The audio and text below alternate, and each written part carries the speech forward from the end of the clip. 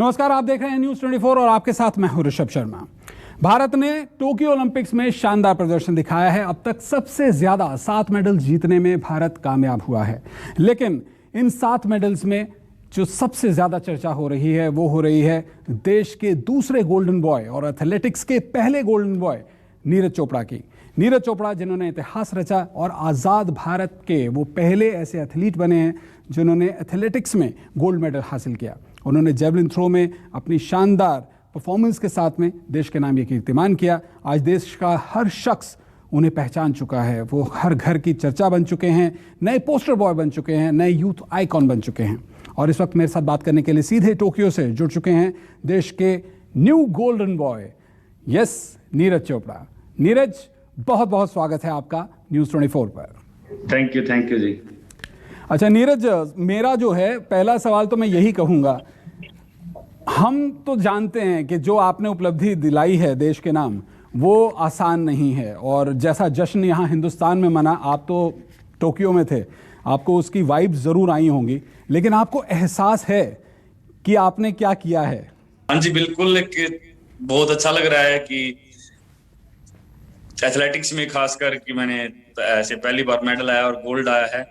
और बहुत ही एक अलग फीलिंग है। और मैं बता नहीं सकता, जो कल ओलंपिक स्टेडियम में जो राष्ट्रगान बजा था मैं उसको एक्सप्लेन नहीं कर सकता। वो एक बहुत ही सुनहरा पल था और ऐसा लग रहा था कि जो जितनी भी मेहनत की है, जितने भी लाइफ में सेक्रीफाइस किए हैं और जो भी प्रॉब्लम्स आई हैं, ऐसा लग रहा था जैसे ये मेडल मिलने के बाद सब कुछ वो फीका है इसके आगे। तो सभी ऐसा लग रहा है कि जो मेहनत की है उसका फल ये मिल गया है। उसी राष्ट्रगान की मैं बात करना चाहूँगा। 2008 में अभिनव ने बताया था कि जब राष्ट्रगान बज रहा था, जब तिरंगा उठ रहा था, फहराया जा रहा था, उस वक्त उनके इमोशंस कंट्रोल में नहीं थे। आप अपने इमोशंस के बारे में बताएं, आपका भी कुछ ऐसा ही हाल था? यहाँ हिंदुस्तानियों का तो खैर क्या मैं आपको बताऊं, हम सब जश्न में डूबे हुए थे, रोंगटे खड़े थे हम सभी के। सबसे पहले तुम बताना चाहता हूँ कि अभिनव बिंद्रा जी ने एक सोच थी हमारी कि पहले ऐसे इंडियन है जिन्होंने इंडिविजुअल स्पोर्ट्स में गोल्ड जीता था, एक वो उन्होंने एक सोच जो है बदली थी कि हाँ हम भी ऐसा कर सकते हैं।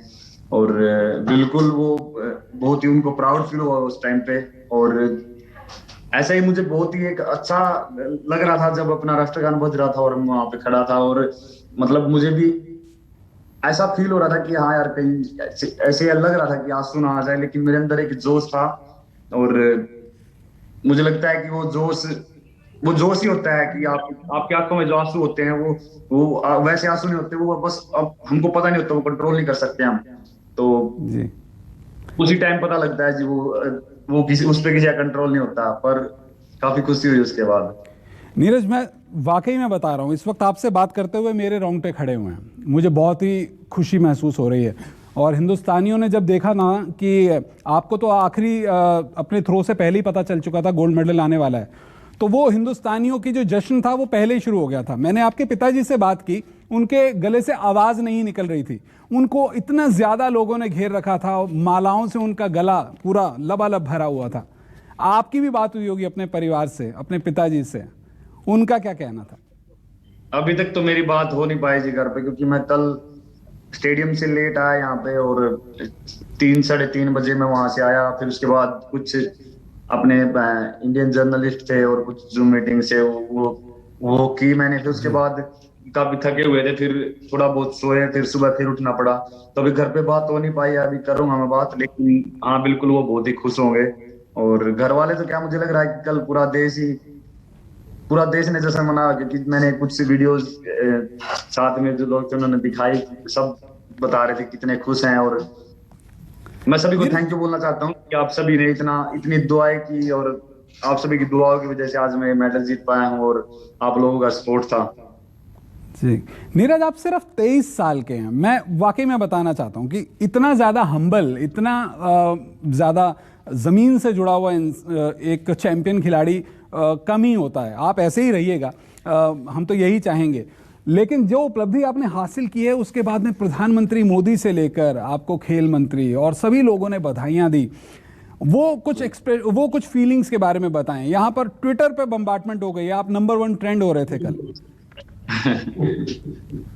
देखो बहुत अच्छा लगता है जो एक मतलब हम जो स्पोर्ट्स में हमारे पीएम जी इतना इंटरेस्ट ले रहे हैं, और मुझे लगता है कि वही है कि आने वाला टाइम है जो अपने स्पोर्ट्स के लिए अच्छा होगा। और मैंने भी अ, मोदी सर से ही बात की थी, क्योंकि वो भी कल बोल रहे थे कि आपने बहुत अच्छा एक देश के लिए एक बहुत अच्छा एक पल लेके आए हो, और इससे आने वाली जो युवा पीढ़ी है वो और ज्यादा प्रेरित होगी और स्पोर्ट्स में और अच्छा करी जाएगी। और मैंने भी बोला था कि आप प्लीज सर आप स्पोर्ट्स को और ज्यादा सपोर्ट करिए, और ज्यादा से ज्यादा मतलब मैं ये चाहता हूँ कि ज्यादा से ज्यादा बच्चों को जो खेल करने का मौका मिले, स्टेडियम्स मिले, कोचेज मिले, ताकि वो कहीं जो प्रतिभा होती है वो निखर नहीं पाती ये फैसिलिटीज की वजह से। तो वो अगर मिलेंगी तो मैं बोल सकता हूँ कि आने वाले ओलंपिक्स में या गेम्स में हम और अच्छा कर सकते हैं।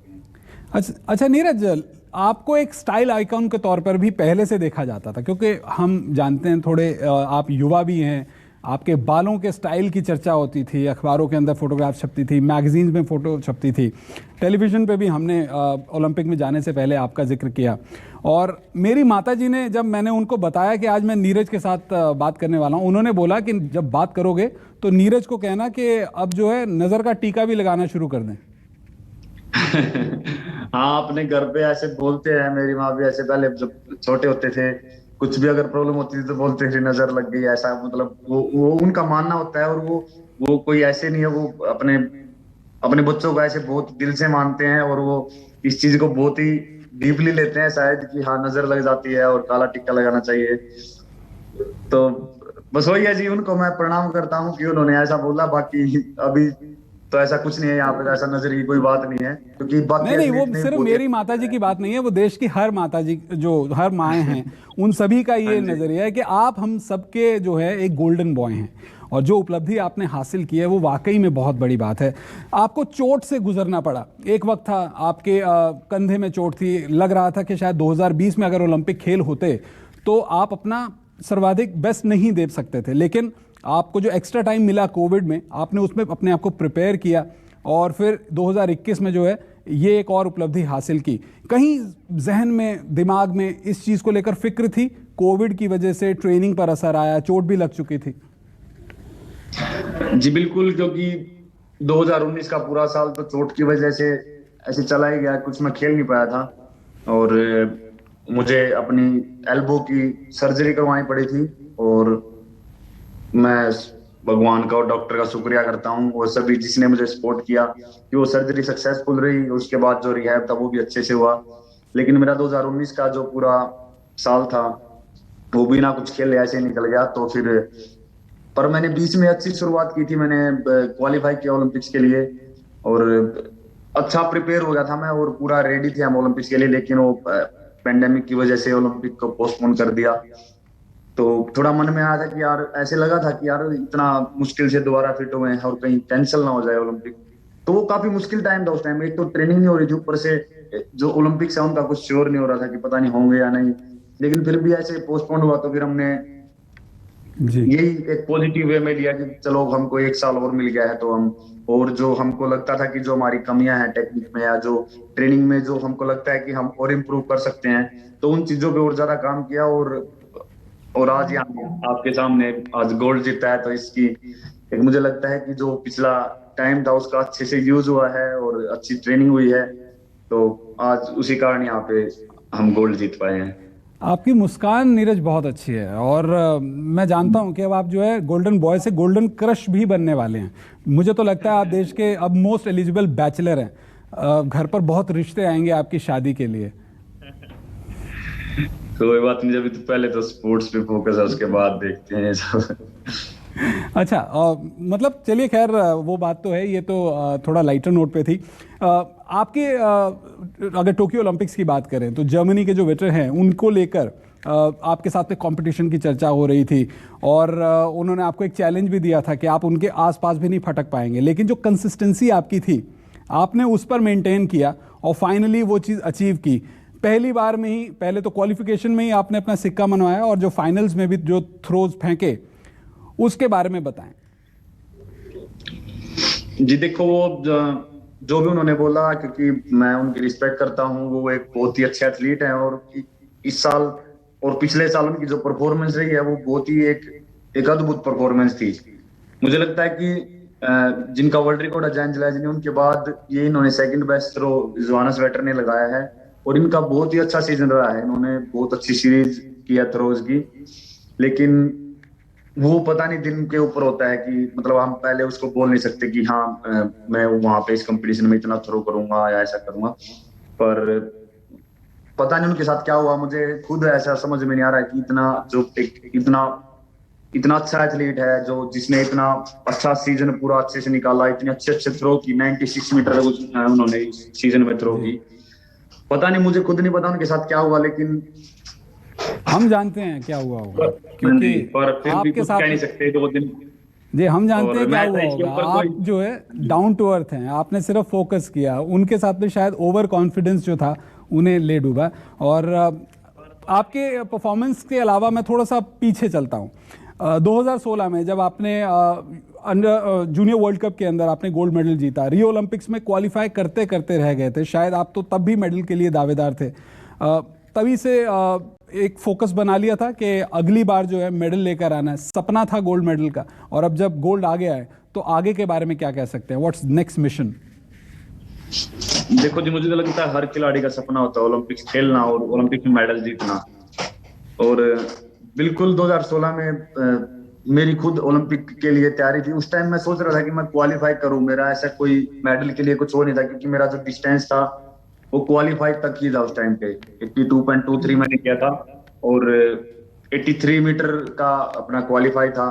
तो मैं काफी क्लोज चल रहा था, मेरा सपना था कि मैं क्वालिफाई करूं और ओलंपिक खेलूं, लेकिन वो हो नहीं पाया। लेकिन 10 दिन बाद ही जब ओलंपिक क्वालिफिकेशन बंद हुए, उसके 10-12 दिन बाद मेरा वर्ल्ड जूनियर चैंपियनशिप था, वहां पे मैंने जूनियर वर्ल्ड रिकॉर्ड किया 86.48 मीटर का थ्रो लगा के। और वो थ्रो अगर हम ओलंपिक के हिसाब से देखें तो उससे 1 मीटर कम भी अगर 85 मीटर के करीब भी लगता तो ओलंपिक में मेडल था रियो में। तो वही है, फेडरेशन ने काफी ट्राई भी की थी कि मुझे एंट्री मिल जाए वाइल्ड कैटेगरी, लेकिन वो हो नहीं पाया था। पर जी। थोड़ा सा बिल्कुल ऐसे लगा था कि हाँ अगर ये थोड़े दिन पहले थ्रो लग जाती तो शायद मैं ओलंपिक खेल लेता। और क्या पता मैं वही अगर परफॉर्मेंस वहां पे दे अच्छा पाता नीरज, तो मैं आपकी मेडल भी जीत बात, पाता। आपने कहा कि आपके पिताजी से आपकी बात नहीं हुई है, मेरी तो हुई थी। और मैं आपकी अब लाइव न्यूज़ 24 के जरिए उनसे बात कराना चाहूंगा, और हम भी सुनना चाहेंगे कि आप अपने पिताजी से क्या बात करते हैं। थोड़ी छोटी बात कीजिएगा, क्योंकि मुझे आपसे 2-4 सवाल और करने हैं। तो हमारे साथ नीरज चोपड़ा के पिताजी सतीश चोपड़ा भी लाइव जुड़ चुके हैं सीधे उनके घर से। सतीश जी, आपका बेटा मेरे साथ है टोक्यो से, पूरे देश को उस पर नाज है। आप नीरज के बारे में क्या कहेंगे? नीरज जी, हाँ सर, हम फिर हरियाणवी में बात करेंगे, वो पता नहीं आएगा हिंदी में करने में ना। जो उम्मीदें थी उनके ऊपर वो खरा उतरा और देश के लिए एक ऐसा बच्चा बना जो देश से काम आया। जी नीरज, क्या कहेंगे? पापा कह रहे हैं कि देश के काम आए, ये उनके लिए सबसे ज्यादा गर्व की बात है। और आप तो वैसे ही आर्मी से हैं। हेलो हेलो, हाँ पापा नमस्ते। नमस्ते बेटा, ठीक है? हाँ बढ़िया, अपनी बताओ। हरियाणवी में बात करो, कोई दिक्कत नहीं, कंफर्टेबल हो गए। तो देश की उम्मीदों पर खरा उतरा, काट दिया बेटा। मैं कहूँगा हरियाणवी में बात करो, कंफर्टेबल होगा बिल्कुल, कोई दिक्कत नहीं। हिंदी अगर कंफर्टेबल नहीं हो रहे तो हाँ। और बताओ क्या कर रहे? मैंने को काट दिया कि बेटा लगे।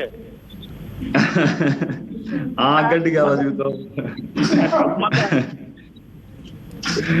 चलो कल लेट हो गया था, बात हो नहीं पाई। बस एक बार मैं भी सोच रहा था कि तुम भी बिजी हो गए तो आराम तक करूँगा, सब तो बात है। नहीं बेटा, जिम करना फुर्सत में लाना, जिम कर लिए, कोई दिक्कत नहीं है बेटा, रिलैक्स रह के करिए। हाँ ठीक है, कोई दिक्कत नहीं। और ठीक हो ना? बिल्कुल। नीरज, पिताजी से पूछ तो लें कि घर का माहौल कैसा है। हाँ मैं ये तो वही पूछ पूछ रहा हूँ लीजिए। कि सब ठीक है ना, कैसा माहौल है? जी बहुत बढ़िया बेटा। चलो चलिए। बढ़िया पापा। बिल्कुल सतीश जी, बहुत बहुत शुक्रिया आप हमारे साथ जुड़े। नीरज, अगले सवालों का कुछ और वक्त आपसे मैं चाहूँगा। आपके पिताजी ने भी बोला कि लठ गाड़ दिया, और मैं तो ये कहूँगा कि एक हिंदी का बहुत अच्छा एक शेर है, वो कहते हैं कि कौन कहता है आसमान में सुराख नहीं होता, एक पत्थर तो तबीयत से उछालो यारो। तो आपने तो आसमान में सुराख किया, क्योंकि जो भाला था, जैवलिन था, वो तो आसमान में फेंका था। तो तो आपने तो आसमान में सुराग किया। नहीं देखो जी, अपने यहाँ की वो वही मेरे पापा जी ने बोला, और ये हरियाणा ही कहावत है कि लठ गाड़ के आना है, तो मुझे लगता है कि ये कहावत हरियाणा की है, लेकिन आज ये लठ इंडिया के लिए गड़ा है क्योंकि ये मेडल जो है इंडिया के नाम है और इंडिया के लिए मैंने जीता है, तो काफी अच्छा लग रहा है। अच्छा नीरज, थोड़ा सा एक दो सीरियस सवाल पूछता हूँ। एक वक्त ऐसा था, थोड़ा सा गुर्बत, थोड़ा सा फाइनेंशियली थोड़ी वीक चल रही थी आपकी फैमिली। एक नॉर्मल फैमिली से आते हैं आप, किसान फैमिली से आते हैं, और कहा जाता है कि शायद जेवलिन खरीदने की भी बहुत, जो क्वालिटी जेवलिन होते हैं, महंगे जेवलिन होते हैं, उन्हें खरीदने में भी मुश्किल आई थी। वहाँ से यहाँ तक का सफ़र आप इसको कैसे देखते हैं? क्योंकि अब आप एक यूथ आइकॉन हैं, आप जो कुछ भी कहेंगे उसको सुनकर एक गरीब परिवार का बच्चा हो या एक औसत या फिर अमीर परिवार का, वो इंस्पायर होंगे। तो एक नई पीढ़ी को, आने वाली पीढ़ी को तैयार होने को लेकर आप क्या कहेंगे अपने इस पूरे सफर को देखते हुए? देखो जी, मैं यही बोलना चाहूंगा कि अगर बात पैसे की जाए तो सिर्फ मैं ये एक ऐसा एथलीट नहीं हूँ जो मिडिल फैमिली से, मिडिल क्लास फैमिली या फिर फाइनेंशियली प्रॉब्लम रही है। मुझे लगता है कि अपने देश में ज्यादातर एथलीट ऐसे हैं जिनको फाइनेंशियल प्रॉब्लम रहती है और बहुत ही मध्यम परिवार से निकल के वो आते हैं, क्योंकि उनको, उनके अंदर एक भूख होती है कि हमको कुछ करना है, अपने परिवार के लिए कुछ करना है, अपने देश के लिए कुछ करना है, और वो अपने आप को रोक नहीं सकते क्योंकि उनके पास रोकने के लिए ऑप्शन नहीं होता। कि ऐसे वो ये नहीं सोच सकते कि हमारे पास सब कुछ है और मैं आज प्रैक्टिस कम कर लेता हूँ या फिर थोड़ा रुक जाता हूँ। और बिल्कुल जेवलिन शुरू में अपने पैसे से लेने के इतने पैसे नहीं थे, ये दिक्कत आई, और मैं मानता हूँ कि ये उसी दिक्कत की वजह से आज मैं यहाँ तक पहुंचा हूँ। अगर वो दिक्कत नहीं आती तो क्या पता मेरे अंदर इतना, मैं फैमिली का इतना वो देखता नहीं कि ये कितने दुख से और कितना मेहनत करके पैसा लेके आ रहे हैं, और ये सब मैंने देखा और मेरे अंदर भूख आई कि नहीं, ये जो भी ये मेहनत कर रहे हैं, मुझे इनसे ज्यादा मेहनत करनी है और मुझे अच्छा करना है कुछ। तो यंग जो जनरेशन है उनको आप क्या कहेंगे कि मुझे लगता है बहुत जरूरी है, जो सेक्रीफाइस होते हैं शुरू में, जो भी प्रॉब्लम आती है तो वो जरूरी होती है, वो आगे हमारे काम आती हैं, और वही टाइम ऐसा होता है जो हमको मेहनत करने के लिए प्रेरित करता है। और अब तो आपको प्रधानमंत्री मोदी और सब लोगों ने तो कॉन्ग्रेचुलेट किया ही है।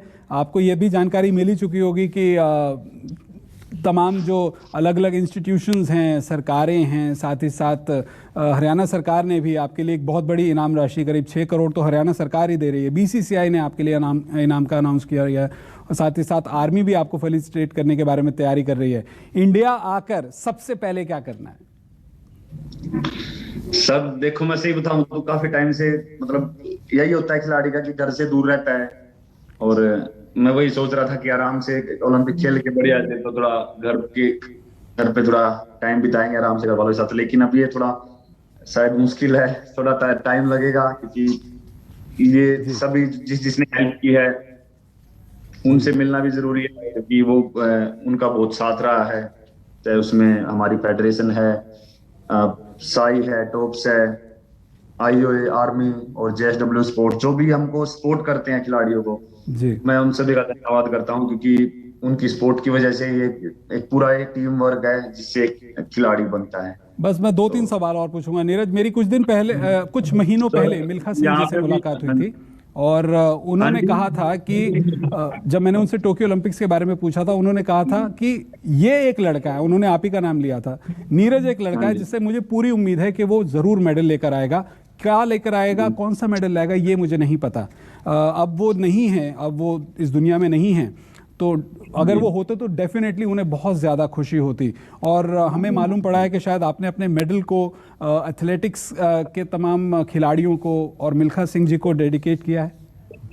जी नहीं, बिल्कुल जी, क्योंकि मुझे लगता है कि जो मेडल आज तक एथलेटिक्स में नहीं था, और एक ऐसा फील हो रहा था कि यार एक लेके आना पड़ेगा मेडल, और उन सभी का सपना था कि एक मेडल आना चाहिए ओलंपिक में। और मिल्खा सिंह जी का सबसे बड़ा सपना था कि अपना राष्ट्रगान ओलंपिक स्टेडियम में बजे, तो वो आज हो पाया। लेकिन मिल्खा सिंह जी हमारे बीच में नहीं है, और मैं मानता हूं कि उन सभी की बहुत ज्यादा मेहनत रही है, क्योंकि वो जैसे पीटी उषा मैम है और मिल्खा सिंह जी हैं, और बहुत अच्छे एथलीट रहे हैं, जिनका थोड़े थोड़े टाइम से वो मेडल चूक गया था, लेकिन आज ये मैंने जीता है, तो कहीं ना कहीं उनका भी एक सपना पूरा हुआ है।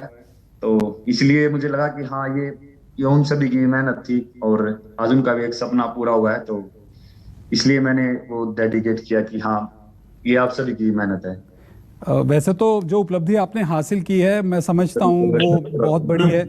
पीएम मोदी ने आपको मुबारकबाद दी और पूरे जी। देश में जश्न मन रहा था, आपके परिवार में जश्न मन रहा था। टोक्यो का क्या हाल था? रात को नींद आई, सो पाए? और पीएम ने क्या सर- बताइए, क्या बात की, ये जरूर बताइएगा। सर, सो तो बहुत लेट सोए, क्योंकि उधर से मैं स्टेडियम से नहीं, लेट आया नींद आई थी था। क्या? खुशी के मारे नींद आई थी? हाँ सर, खुशी तो है ही, पर थक भी तो जाते हैं गेम के बाद, तो नींद तो आ गई थी, पर थोड़ा लेट सोया था, ये है। जी। और पीएम मोदी जी ने क्या बोला, क्या बताया उन्होंने? कुछ नहीं सर, बस यही बोल रहे थे कि बहुत अच्छा किया है, और जो आने वाली युवा पीढ़ी है तो उनके लिए प्रेरणा है ये, और बस यही काफी, ये उन्होंने मोटिवेट किया। अच्छा, आखिरी सवाल। अभी आप सिर्फ 23 साल के हैं और एक लंबा जी। सफर बचा हुआ है। आपने कल बताया कि अब आपका जो नेक्स्ट टारगेट है वो ये है कि 90 मीटर के मार्क को पार करना है। तो यानी कि सिर्फ और सिर्फ टोक्यो ओलंपिक्स में गोल्ड मेडल से अब नीरज सेटिस्फाई नहीं रहने वाले हैं। अगला मिशन पेरिस ओलंपिक्स। हाँ जी, पेरिस ओलंपिक तो अभी दूर है, उससे पहले Commonwealth games, Asian games, world championship, वो जरूरी है। मुझे लगता है कि वो एक एक करके सीढ़ी चढ़ना है, ठीक है, सीधा अगले ओलंपिक का टारगेट लेना। तो बीच में भी काफी अच्छे अच्छे गेम्स हैं, उनकी तैयारी करेंगे और आगे अच्छा करने की कोशिश करेंगे। Thank you.